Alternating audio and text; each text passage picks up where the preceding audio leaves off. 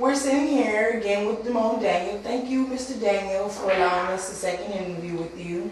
In case you guys didn't catch our first interview, Mr. Daniel is the Program Director and Treasurer for New Creation Outreach, a nonprofit 501c3 organization that runs youth centers and food pantries in the state of California. We're here now because there have been so many news articles and publicity against New Creation Outreach. Some state that this is a scam. Some say that your facilities don't exist. Stores are complaining about your fundraisers are aggressive, and that they have numerous lawsuits against yourself and New Creations involving restraining orders and things of that nature. What's going on? Well, our organization, as you can see, do exist. We are a legitimate 501c3 nonprofit organization. We do operate 2 youth centers and food pantries, one here in Oakland and one in Bakersfield, California. The allegations on our organization or the controversy between our organization, I should say, between our organization and stores such as Targets, Walmarts, Albertsons, and whatnot. Our organization believes that the United States and the California Constitution upholds our right to engage in free speech activities on their property because of their property. Although it's privately owned, they're open to the public, which means that, it's public property. It's generally privately owned public property. So to us, we have a right to engage in free speech activities and let the public know about our existence. And if they wish to support, our views, then they can extend their hand to their support. Okay. I recall in our first interview, I asked you how was your program funded, and you explained to me that you guys are funded through donations that you collect from the communities abroad to fund your program. Correct? That's correct. And I hear that this dispute between your organization, shall I say, and these other entities that you guys do your fundraising in front of has been going on for a while. Can you kind of tell us briefly about some of the lawsuits that you've been involved in? Yes, well, in 2001, I was the CEO of an organization called Helping Hands Outreach. And I had a fundraiser that was set up at a Target store in the city of Fairfield. And he calls me and he tells me that the store manager has told him that he has to leave because they only allow Salvation Army in front of their store. I came back to the store, and at the store, I met with the store manager. I believe her name was Lachey Roberts. And I told Lachey Roberts that, I asked her, had my fundraiser been aggressive in any way, and she told me no, that the only problem was that they only allow certain organizations in front of the store. And to me, I felt this was unconstitutional. So I told her that, we had a constitutional right to be there. So what she did was she contacted the Fairfield Police Department. They came and responded. And the officers told her that if they didn't want me on the property, then they could make a citizen's arrest. And as long as she signed it and told me that I was being placed under citizen's arrest, so she came out and told me that I was placed under citizen's arrest, and the 2 officers came and attacked me in front of the store. And I was brutally hurt, my arms and the back of my head. And I was drugged to the police department, to the police car. And the other fundraiser that I had, he was also arrested. So how did that in turn turn out? Well, what ended up happening, we ended up getting I was first found not guilty for trespassing because I was engaging in free speech activities in a peaceful manner. There was no evidence of us conducting speech in an aggressive manner. I filed a lawsuit against the city of Fairfield and Target stores in a federal court in Sacramento, in which they got settled in our satisfaction. After that, Target countersued Helping Hands Outreach for a restraining order, stating that our organization is is aggressive. The fundraisers that we put out there are real aggressive to their customers and whatnot.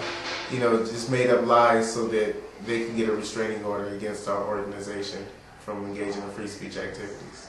So is Helping Hands Outreach tied into New Creation Outreach? No, Helping Hands Outreach is no longer in existence due to some other issues down in Southern California. Helping Hands Outreach is closed some years back, and I became a program director for New Creations about 2 years now. But I've been with New Creations for about 3 years.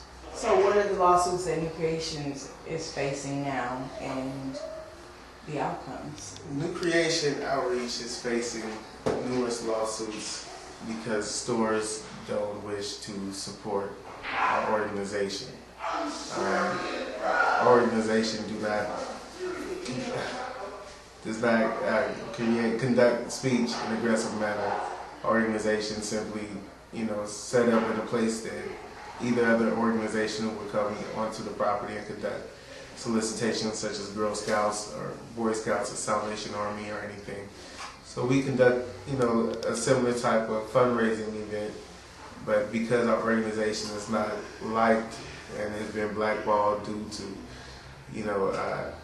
the person that I am and coming from Helping Hands Outreach, I've noticed that a lot of negative publicity has been put onto New Creation because of the person that I am. Okay, so do you believe that the people, do you believe that the people have a problem with the organization in front of their stores personally per se, or? I don't believe that the community has anything against my organization.